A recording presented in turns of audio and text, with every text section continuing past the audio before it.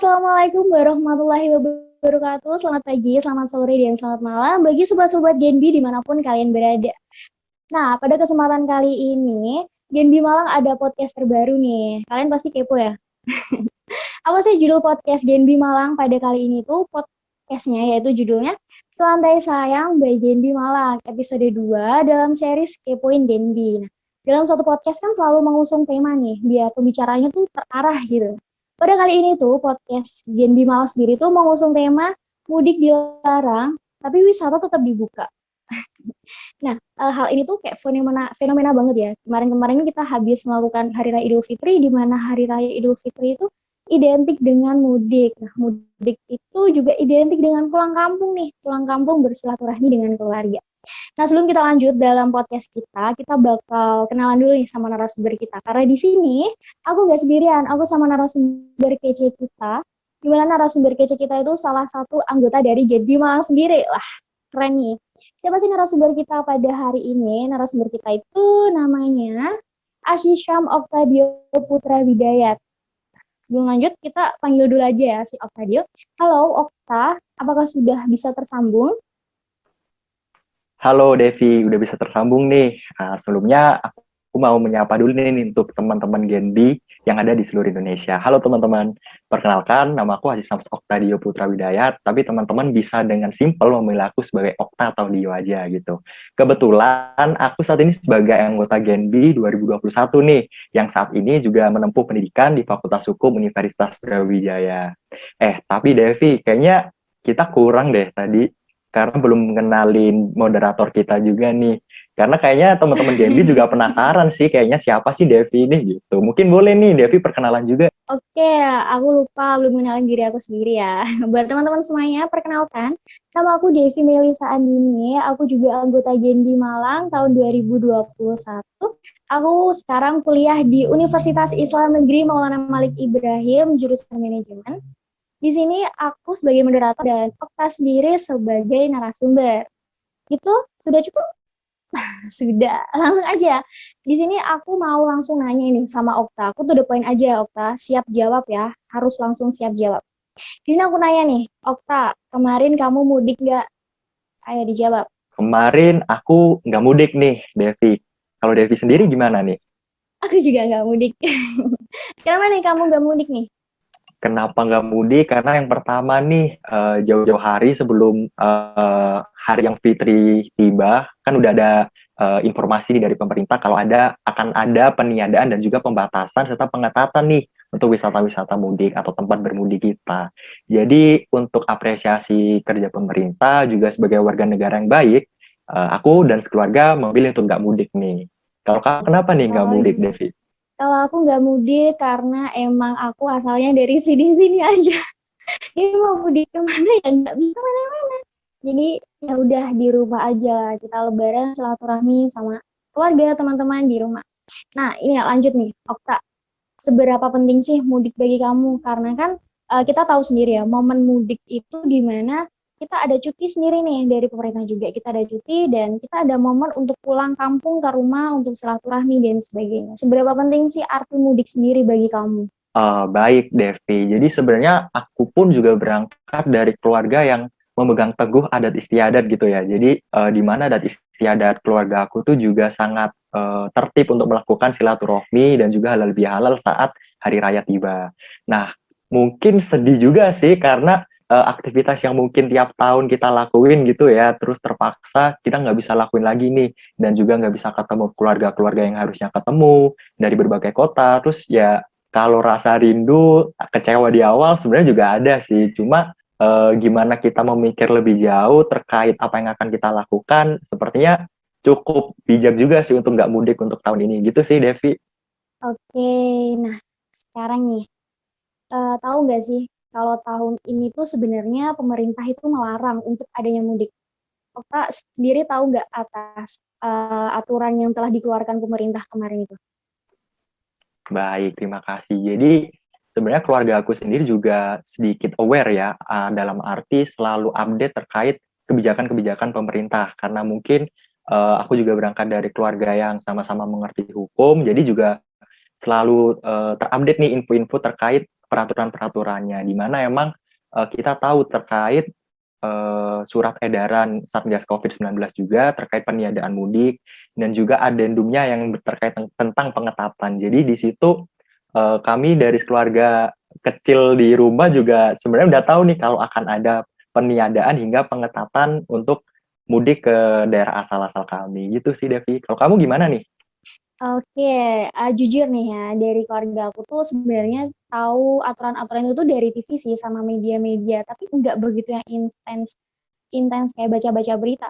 Tapi kami tahu kalau tidak ada larangan, di mana larangan itu kan tepatnya H-7 sebelum Lebaran dan H-7 setelah Lebaran.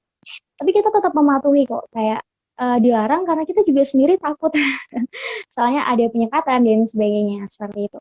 Tapi ini patut dicontoh nih sama teman-teman semua, karena kita sebagai apa ya, kita sebagai masyarakat yang patuh akan hukum juga, kita harus pintar-pintar kayak cari-cari informasi. Harusnya kita hari ini ada info terbaru apa nih tentang negara kita atau aturan-aturan baru apa nih. Kita bisa contoh nih keluarganya Okta nih, karena dari hukum juga, basicnya dari jurusan hukum dan taat hukum juga, keren nih. Oke nih lanjut, aku mau tanya. Tadi kan kamu prefer dari keluarga yang maksudnya tuh kayak tahu gitu loh tentang peraturan pemerintah saat ini, terkhusus di mudik yang kemarin. Kamu sendiri nih setuju nggak sih kayak pelarangan mudik tahun ini tuh kayak dilarang gitu. Tapi itu tempat wisata dan mall serta lain sebagainya tuh dibuka. Menurut kamu pribadi tuh setuju nggak tentang hal itu? Oke, ini cukup menarik ya pertanyaannya. Tapi kalau dari aku pribadi ya, terlepas dari apapun itu, sebenarnya malah sangat setuju nih dengan adanya peniadaan hingga pengetatan untuk aktivitas mudik kita. Nah, lalu untuk pembukaan tempat wisata dan juga pusat-pusat perbelanjaan itu kan kita berbicara dalam konteks lain ya, dalam hal ini terkait tentang ketahanan ekonomi. Karena diakuin atau tidak, sejak awalnya COVID ini masuk ke Republik Indonesia kita ini, ada beberapa aspek nih, Devi, yang aku rasa sangat terdampak. Di mana yang pertama ada aspek kesehatan, yang kedua aspek ekonomi, dan juga ketahanan sosial, serta keamanan. Di mana keempatnya ini saling berhubungan kalau menurut aku ya. Karena dengan adanya faktor kesehatan yang terserang nih, otomatis ekonomi akan sedikit runtuh dong. Nah, di samping itu, ketahanan sosial, aktivitas sosial yang biasa kita laksanakan juga terhambat nih. Nah, yang terakhir, karena ekonomi kita juga sedang tidak baik-baik saja akibat COVID ini, secara tidak langsung akan meningkatkan angka kriminalitas gitu. Nah, jadi kalau dari aku sendiri terkait kebijakan pengetatan ini pun sebenarnya sangat-sangat setuju ya, tapi kalau kita bicara terkait pusat perbelanjaan masih terbuka, tempat wisata masih buka, nah menurut aku itu dalam konteks yang berbeda karena guna kita juga mempertahankan nih ketahanan dan stabilitas ekonomi negara kita, gitu sih. Oke, berarti intinya di ini itu kamu setuju ya tentang kayak tempat wisata dan mall dibuka dan sebagainya. Kalau ini aku mau nanya, dengan tempat wisata atau mall yang dibuka itu kan pasti berdampak seperti kayak ada data positif baru lagi dan sebagainya. Itu menurut kamu gimana? Itu hal yang tepat atau yang lumrah kalau dibuka pasti ada konsekuensinya lah intinya. Sesuatu yang melakukan sesuatu harus ada konsekuensinya. Menurut kamu itu emang sudah langkah yang tepat atau gimana? Baik, menurut aku nih ya, dikatakan tepat juga cukup tepat menurut aku, karena apa? Kalau andai saja nih kita pemerintah memutuskan untuk menutup semua pusat perbelanjaan, juga menutup semua akses wisata gitu ya. Lalu dari mana nih pusat pendapatan negara kita, masyarakat kecil kita, UMKM kita yang padahal nih UMKM diakui atau tidak juga berperan paling besar nih untuk pertumbuhan ekonomi kita. Nah, bagaimana sih pemerintah turut aktif dan juga responsif gitu terkait situasi yang sedang melanda kita saat ini. Nah, adanya kebijakan-kebijakan itu menurut aku udah sangat aktif dan responsif banget sih gitu. Iya, betul sekali. Karena kalau jujur ya, aku pribadi kalau boleh berpendapat, kita itu di rumah juga stres sih sebenarnya. Walaupun kita bisa belanja online kan, sekarang kan digitalisasi kan emang lagi marak-maraknya nih ya, lagi emang dikembangkan sama negara sendiri. Tapi kalau kita, apalagi cewek ya, kalau belanja gak megang barangnya tuh kayak kurang afdol aja gitu. Nah mungkin salah satu alasan pemerintah membuka mall dan tempat wisata lainnya itu sebagai eh, sisi lain dari penambahan ekonomi juga, mungkin karena ini masyarakat kan butuh refreshing juga kan, butuh refreshing untuk kayak merefreshkan pikirannya biar tidak di rumah aja, biar tidak di rumah aja. Intinya masyarakat Indonesia itu ingin refreshing dan pemerintah sudah membukakan jalannya kayak seperti itu ya. Itu pendapat aku. Oke, pertanyaan selanjutnya nih. Untuk Octadio, menurut kamu tuh sekarang kan ini nih banyak pemudik yang tetap ngotot dan lewat berbagai celah. Banyak kan kayak lagi viral-viralnya tuh di Instagram atau bahkan di TV pun banyak tuh yang lewat jalan-jalan tikus, banyak jalan tikus di negara kita itu dan masuk ke dalam truk bahkan itu parah banget. Dan terus ada yang pura-pura tidur. Pas ditanya kayak apaan sih Bapak, kan saya tidur, saya nggak mudik gitu. Nah, itu kan kayak segala macam cara yang dilakukan oleh masyarakat Indonesia agar bisa pulang. Menurut kamu dengan fenomena seperti itu tuh gimana? Baik, ini menarik banget ya juga Devi ini cukup update ya terkait informasi-informasi dari sosial media gitu, sosialita banget nih. Nah, emang menarik nih Devi, karena yang kita tahu pemerintah udah memberikan kebijakan, udah memberikan surat edaran juga terkait mudik itu sendiri. Nah, yang kita tahu nih sebenarnya pelarangan peniadaan mudik hingga pengetatan itu nggak datang gitu aja gitu. Kalau kita analisis lagi nih, sebenarnya banyak kajian-kajian sudah dilakukan pemerintah terkait pemberlakuan kebijakan tersebut. Nah, yang mungkin dapat aku simpulkan nih ya, ada dua nih, kajian internal dan juga eksternal. Di mana kajian internal ini berdasarkan survei yang telah dilakukan pemerintah Indonesia, maaf.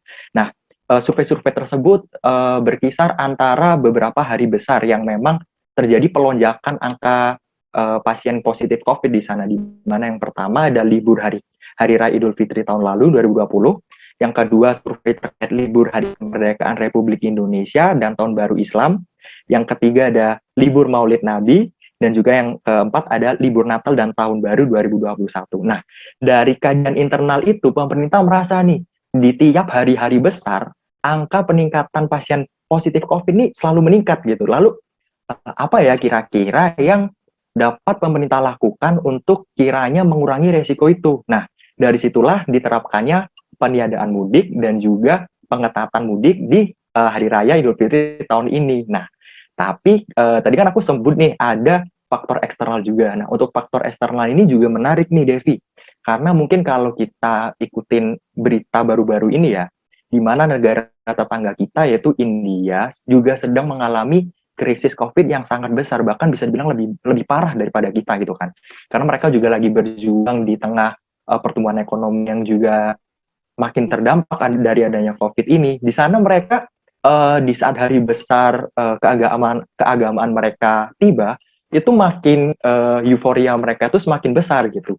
Kalau menurut berita waktu itu ada di festival keagamaan Kumbh di utara kota Haridwar, yang mana dikunjungi sekitar 5 juta peziarah Hindu yang datang dari berbagai daerah di India, di mana dari situ juga meningkat lonjakan angka pasien positif COVID seperti itu. Nah, tentunya faktor eksternal ini yang juga memotivasi nih pemerintah Indonesia untuk kiranya memberlakukan kebijakan baru untuk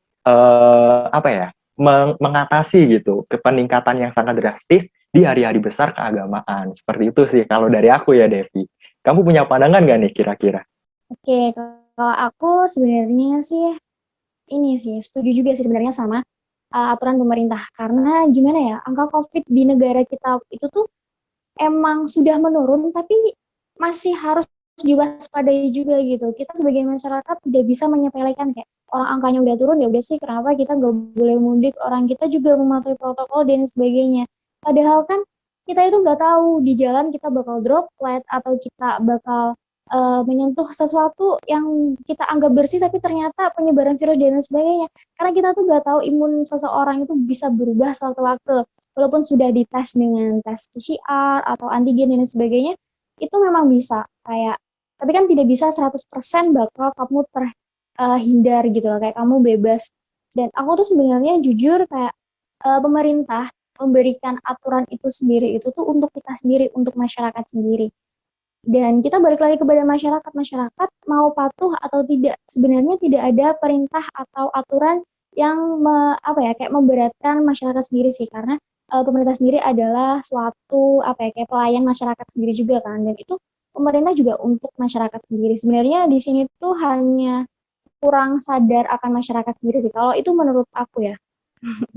Oke, menarik sih. Tadi udah disebutkan dari Okta ada internalnya dan eksternalnya gitu. Setuju sih, aku juga tahu berita yang eksternalnya India dan sebagainya dan sangat luar biasa.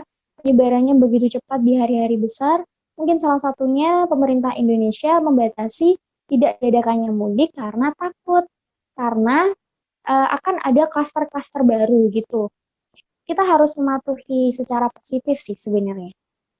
Lanjut nih, selanjutnya, kalau menurut kamu, bagaimana nih pemudik yang melakukan mudik sebelum hari penyekatan itu atau sebelum aturan pemerintah? Karena aturannya kan mulai tanggal 6 sampai 17. Ada nih pemudik-pemudik yang pulang sebelum tanggal itu. Menurut kamu tuh gimana?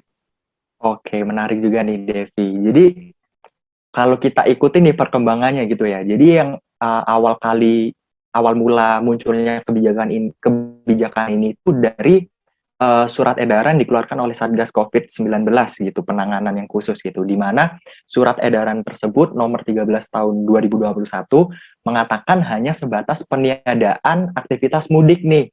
Nah, tapi karena wacana di sekitar masyarakat yang cukup cepat meluas kalau kita mudik aja nih sebelum diadakannya ini, sebelum datang waktu peniadaan gitu. Nah, menurut aku nih pemerintah juga sudah cukup reaktif gitu melihat fenomena yang ada. Jadi kala itu juga pemerintah juga mengeluarkan adendum untuk surat dengan nomor yang sama juga, yaitu adendum surat nomor 13 tahun 2021, di mana di dalamnya menambahkan nih poin pengetatan terlepas dari peniadaan, di mana pengetatannya dilakukan H-14 sebelum hari mudik datang, di mana tanggal 22 April hingga 5 Mei, dan juga pengetatan H+7 setelah peniadaan, di mana tanggal 6 sampai 17 Mei. Nah, menurut aku di sini pemerintah juga sudah hadir sebagai pihak yang melayani masyarakat dan juga menerapkan prinsip atas umum pemerintahan yang baik ya, kalau mungkin kita sering dengar dengan good governance seperti itu, karena pemerintah juga aktif gitu mengikuti perkembangan yang tersebar di kalangan masyarakat guna menegakkan sebuah aturan seperti itu. Iya, betul sekali. Eh, terus nih, untuk Okta, pertanyaan terakhir nih sebelum closing statement, karena seru banget sih sebenarnya pembahasan ini tuh gak cukup waktu buat sebenarnya. Karena tuh banyak fenomena-fenomena yang terjadi dalam masyarakat secara real kita lihat dan banyak ternyata yang media keluarkan sama yang pemerintah keluarkan itu sebenarnya tidak tidak apa ya, tidak sejalan gitu. Jadi banyak isu-isu, banyak pro dan kontra. Jadi kayak membingungkan masyarakat sebenarnya aturan buat apa sih, buat siapa dan sebagainya. Lanjut nih di pertanyaan terakhir mungkin dari aku ya untuk Okta. Ini aku real lihat di suatu tempat ya, lokasi di A. Karena adanya larangan mudik itu dan karena ada salah satu pihak yang apa ya bandel gitu lah kayak pelanggar gitu. Jadi beliau itu tuh pulang ke kampungnya gitu. Dan alhasil beliau itu tuh apa ya eh, kayak membuat klaster baru gitu loh, kayak membuat klaster baru seperti menyalurkan COVID gitulah. Jadi alhasil 17 orang di dalam satu RT itu terkena COVID karena alasannya saya kan nggak ngapa-ngapain, saya gini-gini, saya cuma sholat berjamaah dan sebagainya. Tapi mereka kan tidak tahu karena kalau si bapak itu sudah menyebarkan COVID-nya. Menurut kamu gimana kalau seumpama ditetapkan hukuman secara pidana kepada seseorang yang emang benar-benar pelanggar gitu? Udah diberi aturan tetap dilanggar. Kalau seumpama ditetapkan aturan secara pidana dan itu aturannya bijak dilakukan, ya kamu ada hukumannya. Itu menurut kamu gimana? Oke, baik, ini sebenarnya kasusnya sangat konkret sekali gitu ya, karena memang fenomena yang ada saat ini mengakunya saya itu nggak positif, saya itu juga selalu mematuhi protokol, tapi tanpa menyadari dia sendiri itu sebenarnya carrier, di mana nggak secara langsung positif, tapi dia membawa virus yang bisa membahayakan nyawa orang lain. Nah, sebenarnya ini tuh visi utama atau tujuan utama dari peniadaan dan juga pengetatan mudik ini gitu loh, karena mereka yang dari kota sebenarnya bisa diakui atau tidak lebih berpotensi membawa COVID-19 ini. Nah, yang diharapkan bagaimana kita yang berada di kota ini kalau bisa tidak membahayakan lah lingkungan sekitar dari keluarga-keluarga tersayang kita yang ada di desa gitu. Nah, untuk penjatuhan sanksi sendiri sebenarnya di surat edaran itu yang udah aku sebutkan tadi ya nomor 13 tahun 2021 itu juga udah disebutkan sanksinya di poin J kalau nggak salah, di mana pelanggaran terhadap surat edaran tersebut akan dikenakan sanksi berupa denda, sanksi sosial, kurungan, dan atau pidana sesuai dengan peraturan undang-undang yang berlaku. Nah, justru itu sebenarnya fungsi dari surat edaran ini ya, karena mungkin salah satu norma yang membedakan dari norma hukum juga adanya sanksi untuk memperkuat norma tersebut, karena mungkin kita berbicara norma keagamaan, nggak ada sanksi langsung yang bisa kita rasakan. Jadi rasa untuk patuh kita terhadap norma itu kan banyak bisa ditinggalkan gitu kan. Nah, tapi adanya norma hukum ini bagaimana caranya biar bisa menertibkan secara langsung gitu dengan adanya sanksi itu tadi gitu. Jadi nih, kalau seumpama sanksi itu ditegas, kayak emang sudah dijalankan dan ditegakkan secara tegas, kamu sendiri setuju gak dengan sanksi seperti itu? Kalau aku sendiri sebenarnya balik lagi ya, tujuan norma hukum itu sendiri untuk penegakan dan memberi keadilan, juga memberikan kepastian juga. Menurut aku sendiri setuju, karena dengan adanya sanksi yang diterapkan itu juga dapat memotivasi nih orang-orang lain untuk tidak melakukan pelanggaran yang sama. Seperti itu sih untuk simpelnya, Devi. Oke, terima kasih ya. Seru banget nih ngobrol-ngobrol sama anak hukum langsung. Jadi untuk hukumnya bisa langsung kayak dibahas secara mendetail gitu ya. Oke, untuk yang terakhir nih ya, aku mau minta kayak saran atau pesan atau kata-kata terakhir dari kamu untuk fenomena ini, kayak entah itu untuk masyarakat sendiri khususnya. Oke, baik Devi. Sebenarnya kita sebagai masyarakat Indonesia sendiri itu sudah diatur sebenarnya secara garis besar di Undang-Undang Nomor 36 Tahun 2009 tentang kesehatan. Nah, di situ jelas banget tuh terkait apa itu kesehatan, lalu definisi umum. Tapi yang ingin aku garis besarkan di sini yaitu terkait hak dan kewajiban nih. Nah, di situ tepatnya pasal 4 itu sangat jelas nih disebutkan kalau setiap orang berhak atas kesehatan. Nah, di mana pasal 9-nya di situ menyebutkan nih kewajiban masyarakat, di mana setiap orang berkewajiban ikut mewujudkan, mempertahankan, dan meningkatkan derajat kesehatan masyarakat yang setinggi-tingginya. Nah, karena kita tadi juga turut berbicara tentang pemerintah ya, nggak kalah juga tuh, di situ juga disebutkan terkait tanggung jawab pemerintah, di mana tanggung jawab pemerintah berupa merencanakan, mengatur, menyelenggarakan, membina dan mengawasi penyelenggaraan upaya kesehatan yang merata dan terjangkau oleh masyarakat. Nah, kalau kita melihat dari aturan yang sudah ada, sebenarnya pemerintah kita ini juga sudah sudah taat dan juga sejalan dengan peraturan undang-undang yang ada gitu. Nah, tapi kembali lagi bahwa sempat ada nih satu kata yang sempat aku baca dalam sebuah buku, there's nothing wrong with the policy, but the enforcement is. Jadi sebenarnya nggak ada nih yang salah dari sebuah kebijakan ya, terlepas dari ketidaksempurnaannya, tetapi penegakannya lah yang perlu lebih digencarkan seperti itu. Maka penegakan di sini aku ingin berbicara terkait beberapa pihak. Yang pertama, pemerintah sendiri yang sudah merencanakan kebijakannya, memberlakukannya, dan juga aparat penegaknya yang membantu menegakkan sebuah kebijakan itu. Dan yang terakhir yang gak kalah penting yaitu partisipasi masyarakat. Di mana partisipasi masyarakat ini sudah seharusnya nih mensukseskan, juga turut aktif dalam mewujudkan visi dan misi atau tujuan dari kebijakan dari pemerintah tersebut. Kalau dari ketiganya ini sudah sejalan, aku harap sebuah kebijakan akan dapat dirasakan dengan sangat sempurna. Mungkin itu sih, Devi. Oke, baik. Keren banget, kayak kompleks banget gitu. Ada untuk masyarakat, untuk pemerintah juga, dan untuk aparat pemerintah juga, untuk aparat pelaksananya. Nah, nih kita udah di penghujung acara nih. Sebelum aku tutup nih acara podcast kita, aku ucapkan terima kasih banyak kepada Octadio yang sudah bersedia menjadi narasumber kita pada acara podcast Genbi kita hari ini. Sebelum aku simpulkan, ini aku ada pesan juga untuk masyarakat sekitar. Pesan aku cukup simpel sih. Pesan aku atuhi peraturan yang sudah dibuat oleh pemerintah, karena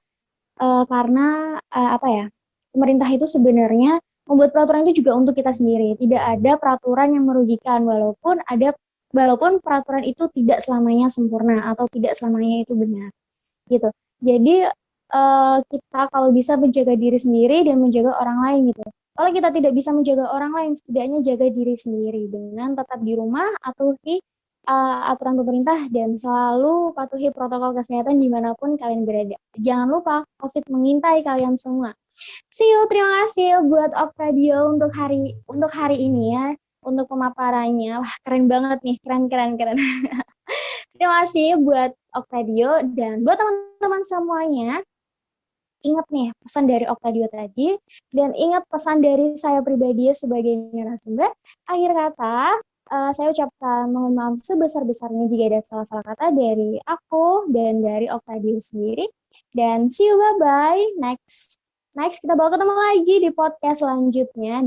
Dan bye-bye, terima kasih sobat-sobat Genbi dimanapun kalian berada. Kira-kata, wabillahi taufiq wal hidayah. Wassalamualaikum warahmatullahi wabarakatuh. Terima kasih.